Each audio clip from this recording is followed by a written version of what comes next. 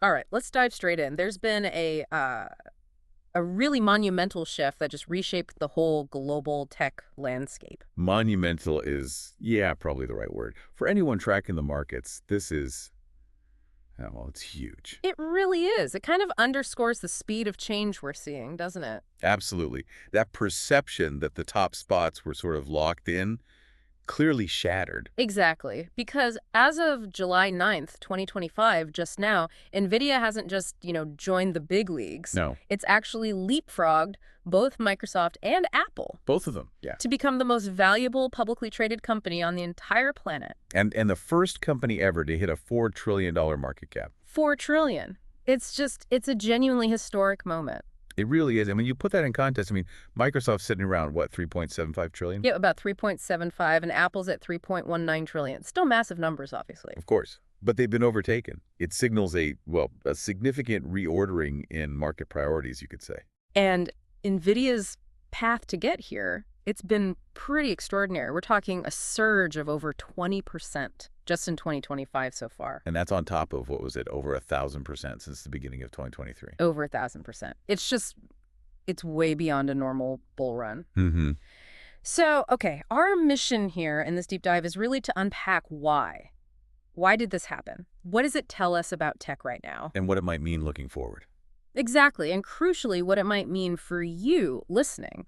We want to help you feel informed without getting, lost in all the noise. Makes sense. Where should we start? The obvious driver. Let's start there, the AI revolution. Right? That seems to be the core engine here. Undeniably. It's the Yeah. primary force. Their GPUs, the graphics processing units, they become completely indispensable. The absolute backbone for this generative AI boom. Yeah, companies like Microsoft, Amazon, Google, Meta, Tesla, Mm. they're all pouring just massive amounts of money Billions. into NVIDIA's chips. They need them for their data centers, for their AI applications. It's fundamental.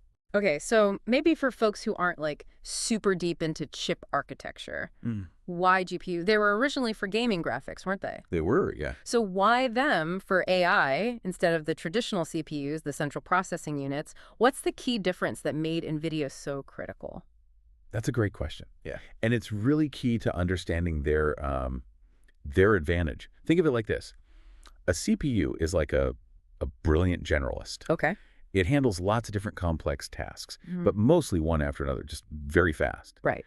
But training these huge AI models, especially the large language models, that needs you to do millions or even billions of fairly simple calculations all at the same time, in parallel. Ah, okay. Parallel processing. Exactly. And that's where the GPU architecture just shines. It's like having thousands of little specialized calculators all working together simultaneously. NVIDIA saw this potential early on. And optimize their GPUs for this kind of parallel work, specifically for AI. They did, very early on. And it wasn't only the hardware itself, was it? I remember reading about something called CUDA. How important was that in building this sort of competitive edge? Oh, absolutely crucial. You could argue it's one of the most important parts, maybe even the most important, though it's often overlooked. Really? Yeah. CUDA is NVIDIA's own software platform. It's like a programming layer. It makes it much easier for developers to actually use the parallel power of the GPUs for things like AI. So it unlocked the hardware's potential for developers? Precisely. And by creating this whole ecosystem, this robust platform years ago, they built this incredible moat around their hardware. Moat, right. AI researchers, developers, they got deeply embedded in using CUDA. Their tools, their workflows, their knowledge, it all centered around it. Which made it really hard to switch to competitors like AMD or Intel, even if they eventually offered similar hardware performance. Exactly. That foresight created a really powerful lock-in effect. CUD actually became the standard language, the lingua franca for AI development. Wow. Okay, that software side is maybe more critical than many realize. Definitely. And you see it reflected in the financials, don't you? Oh, absolutely. The numbers are just staggering. First quarter of 2025, Nvidia reported revenues of $44.1 billion. Billion, with a B.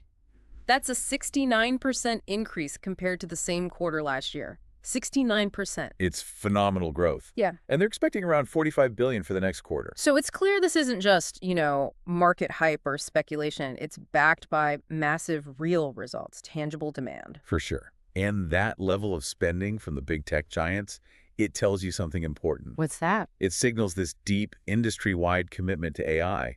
They don't see it as just experimental anymore. It's foundational for their future. Right. It's core strategy now. Yeah, projections are showing these tech giants spending over, what, $350 billion on capital expenditures in the next fiscal year? Wow. And NVIDIA's products are right at the heart of that spending spree. You know, thinking back, though, it wasn't just a straight lineup, was it? There was some volatility earlier in the year for Nvidia. You're right, there was.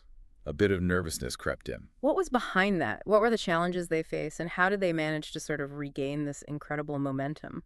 Well, there were a few things. Some jitters about potential competition, particularly from some Chinese AI chip makers, Okay. and also just the broader kind of global trade tensions. That always creates a bit of a wobble in investor confidence for companies like this. Sure, especially with complex supply chains and international markets. Exactly.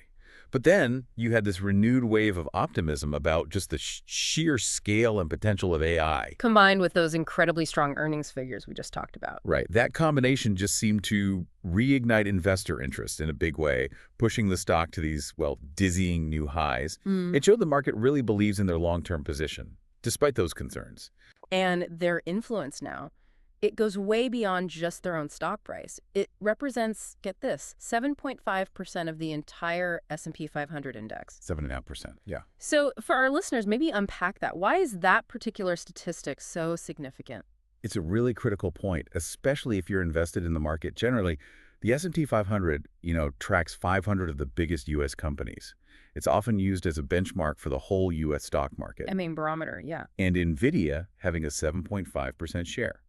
That's the largest weight for any single company, well, ever. It surpasses the previous peaks held by other tech giants. So what does that mean practically? It means NVIDIA's performance now has this really outsized influence on how the entire market moves day to day. So if Nvidia has a good day, the whole S&P 500 index gets a noticeable lift and vice versa. Exactly. It directly impacts those broad-based index funds that so many people hold in their retirement accounts, their 401ks, their general investment portfolios. So your own investments are likely more tied to Nvidia's fate than ever before, even if you don't own the stock directly. Precisely. It concentrates risk and potential reward in a way we haven't quite seen before at this scale. Okay, so we've covered this sort of incredible rise and the reasons behind it. What about the future? Where does Nvidia go from here now that it's on top? The appetite for AI doesn't seem to be slowing down. No, it certainly doesn't. It seems to be expanding rapidly, actually. NVIDIA's chips are still essential, right, for training these ever more complex AI models, deploying them across, well, almost every industry now. Right. So all eyes are definitely going to be on their next earnings report. Expectations are incredibly high. The market's probably looking for them to beat expectations and raise their future guidance again. That seems to be the baseline expectation, yeah, fueled by this ongoing relentless demand for their technology.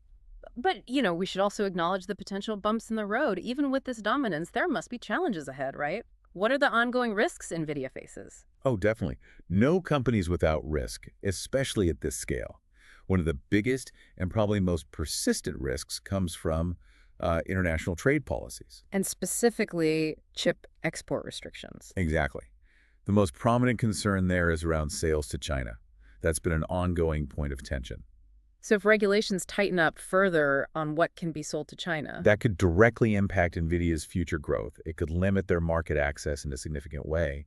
Geopolitics remains a really key variable for them. Okay, that makes sense. A major factor to watch. For sure. So as we kind of wrap up this deep dive, let's try and distill the key takeaways, the core story of NVIDIA's really remarkable journey. Well, its historic rise, hitting #1, it's fundamentally a story about being indispensable to the AI revolution. Driven by that GPU dominance, but also, as we discussed, the strategic genius, really, of the CUDA software platform. Right. That created the ecosystem. And then you have the fuel, those massive investments pouring in from Microsoft, Amazon, Google, Meta, Tesla. You see it in the numbers. That $44.1 billion revenue in Q1 25, the 69% year-over-year growth.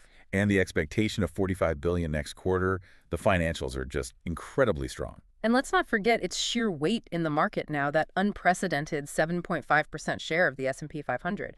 It reflects just how influential it's become. Looking forward, yeah, the anticipation is for continued strong AI growth. Those upcoming earnings reports will be very closely watched. But always with that caveat, right? The ongoing risks from trade policy, chip exports, especially concerning China, that's a significant challenge they still have to navigate. Absolutely. It's part of the landscape now. You know, this whole situation, this incredible ascent, it really makes you stop and think, doesn't it? Hmm.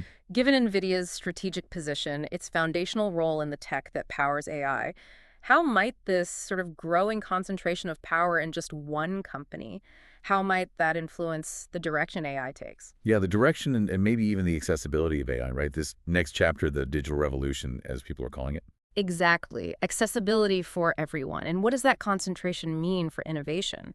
For competition, not just in tech, but like globally?